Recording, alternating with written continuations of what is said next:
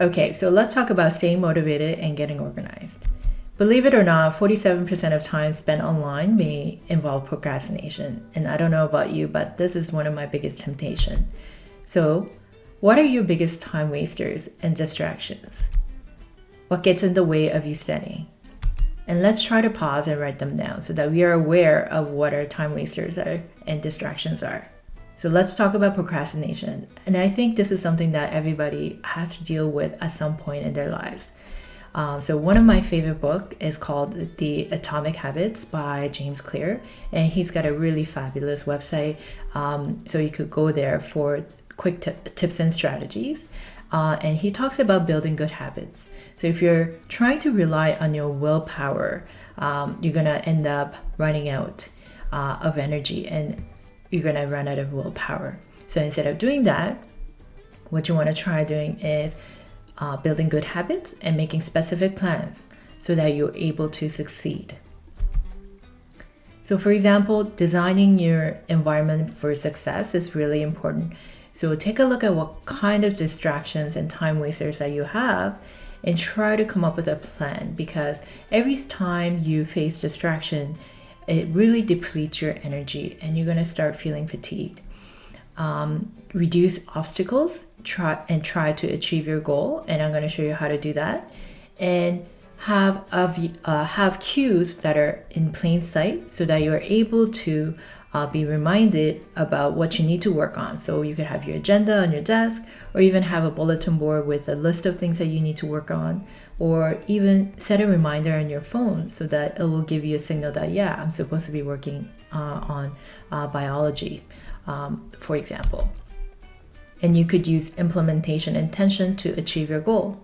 So using a statement like this, and you could fill in the blank, I will behavior on this date in place at time. So for example, I will read and write notes for chapter 9 for Psych 1 for 1 hour on Wednesday at home at 11 a.m. So by creating specific plans such as this, you're able to complete your task more easily, and you're more likely to stick with it. So you could pause and write down your implementation intention statement for this based on the things that you need to work on.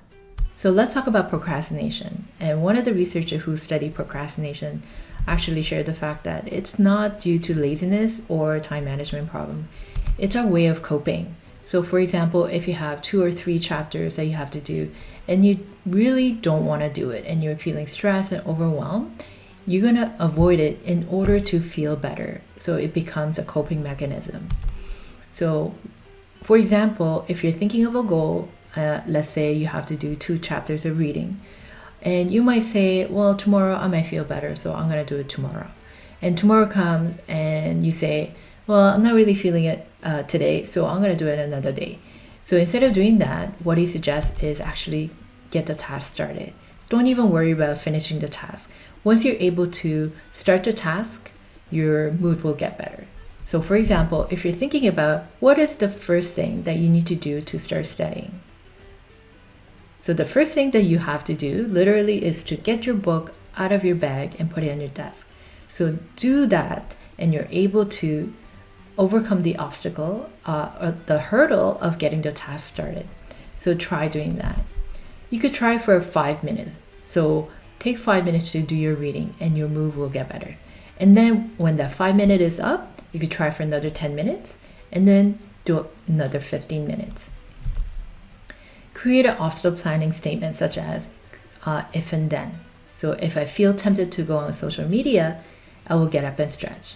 And by creating obstacle plans like this, and you will probably know what your time wasters and distractions are, you're able to get around the obstacles or even overcoming those obstacles. And let's try to pause and write down your obstacle plans. So one of the things that you could use to keep track of your task and to plan is called the daily task planner. So as you can see, there's Monday to Sunday, so you could create your weekly schedule. On the left-hand side, you'll see planned tasks, and the right-hand side, you'll see actual tasks for every single day. So the idea is you could plan and take a few minutes in the morning to see what you have planned for the day, so you have your mindset on what you need to do. And at the end of the day, take a look at what you have done, the actual task. And if there anything that you haven't done, you could shift it to another day, right? So it's important to plan, monitor, and adjust. And you could download the daily task planner and create your weekly schedule. And at the end of the day, you might want to notice and ask these kind of questions. Did I keep to my schedule? What things prevented me from completing all the tasks at the end of the day? Is there anything that I could have done to complete more tasks? And what do I need to improve? And is there anything getting in my way, right? So by asking these kind of questions, you'll probably get to notice what kind of patterns and what keeps coming up and create obstacle plans.